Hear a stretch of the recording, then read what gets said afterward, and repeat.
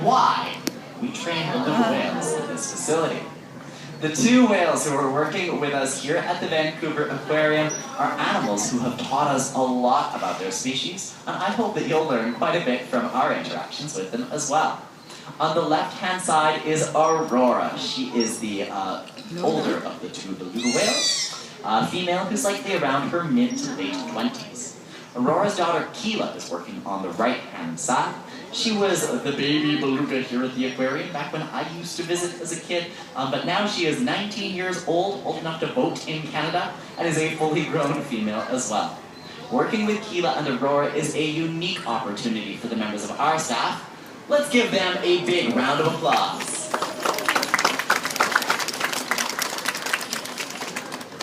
Spending time with these beluga whales gives us the opportunity to engage in lots of behaviors like the one that we just saw, which allow people from many parts of the world to see creatures in ways that they just might not be able to in their natural habitats. However, here at the Vancouver Aquarium, we want you to know that this training relationship is built on a strong bond of trust, and is done for a number of very important reasons, one of which is the health care of these whales. As you can see, Keela and Aurora are capable of moving around the habitat and showing both our audiences and people like you the different surfaces on their bodies. Taking a closer look at a beluga whale can be a great way to learn more about them, but it can also give us information that's important to their medical care. How many people in this audience have ever gone to see a doctor because they're feeling sick? I know that I usually do that if something feels unusual about my body, or if I've called Dr. Mom and she doesn't know what to do. The belugas in this case, however, can't exactly tell us, hey, I think I need a veterinary appointment. They might show us some signs that they're not feeling well from their behavior, but it's ultimately up to our trainers to ask the whales to show us the different surfaces on their bodies and to practice the behaviors that they might be asked for if we need to do a physical examination. Notice right now that you can see Keela's big beluga whale belly over there on the left-hand side of the habitat. She and Aurora can show us many different sensitive surfaces as well, including the insides of their mouths, their eyes. Sometimes they can even hold their breath beneath the surface while we're taking a closer look at the underside of their body. These behaviors require quite a bit of trust, but are very important for our staff members to ensure that we can look over and look after these creatures. Beluga whale healthcare can also mean asking for some more in-depth animal husbandry behaviors. For example, the way that we knew that Keela was first developing inside her mom was by asking Aurora for an ultrasound. Getting Aurora to rest her belly at the surface and using this special piece of equipment to look at what was developing inside her belly was an amazing opportunity for the members of our staff. One that would have been very difficult if Aurora didn't have a relationship with these people and was not sure about whether or not she could trust people to remain in that position. She and Keela have lots of practice with behaviors that allow us to look after their overall health care, and we can provide to these animals their high quality of life without being able to communicate with them like this. But a beluga's health does not just mean showing different surfaces and practicing with pieces of equipment. It also means high energy behaviors too. Think of these sessions not just like a physical checkup, but also like a physical workout. As you can see, beluga whales can be surprisingly acrobatic. In spite of their hefty bulk and adaptation to the cold waters in which they're naturally found, Keela and Aurora have the ability to move their tails very quickly. There is a lot of muscle on their powerful bodies, and seeing just what a beluga whale can do is an amazing way for us to engage visitors like yourselves about their species too. In addition to you learning new things, we hope that the variety of behaviors that we ask for from Keela and Aurora can also challenge them to learn new things as well.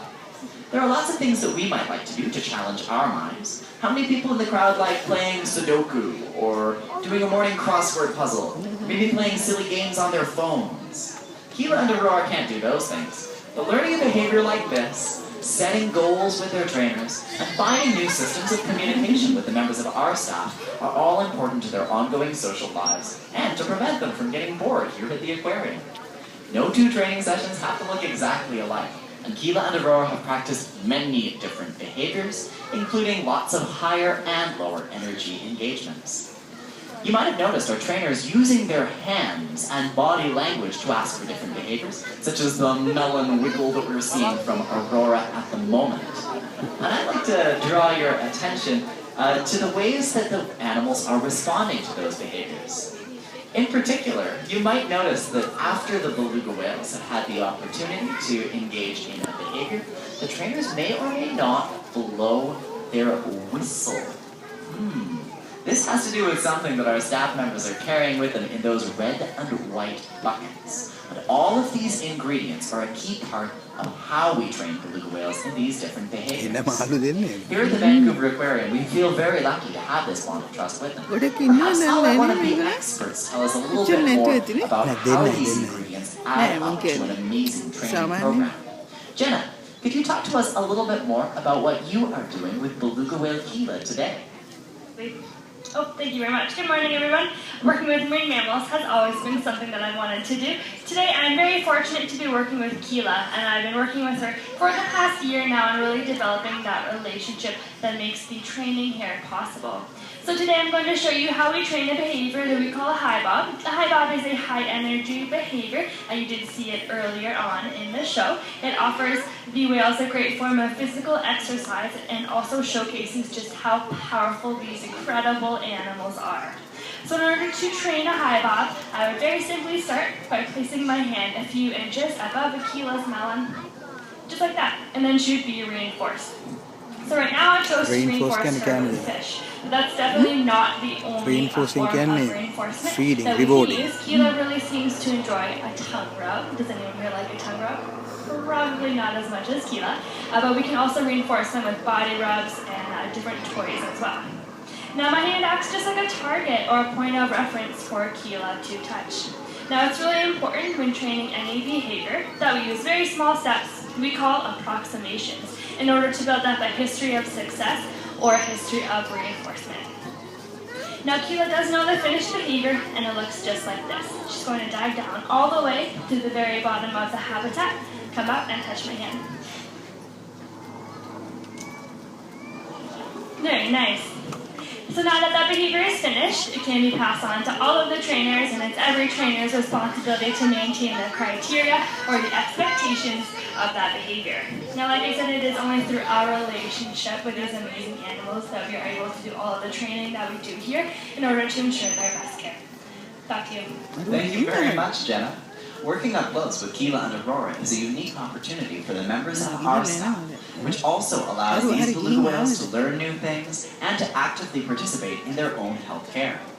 However, I want to remind you that, as I mentioned in my pre-show, Keela and Aurora and the members of our audience are not the only ones who are learning new things because of these sessions. These animals have also been able to participate in a number of different research projects that have taught us more about beluga whales in their natural habitats.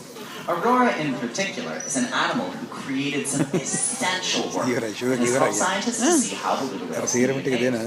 At this facility, we can both see what Aurora is doing and listen to the sounds that she makes, using a hydrophone placed in the water.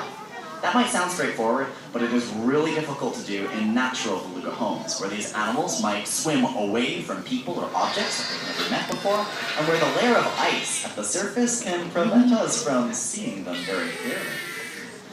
As Aurora has just demonstrated for us, she's capable of producing a number of different vocalizations, including some that are produced above the water as well as below. But listening to those sounds and seeing her behaviors at this facility first allowed scientists to identify which calls can be used to contact other beluga whales.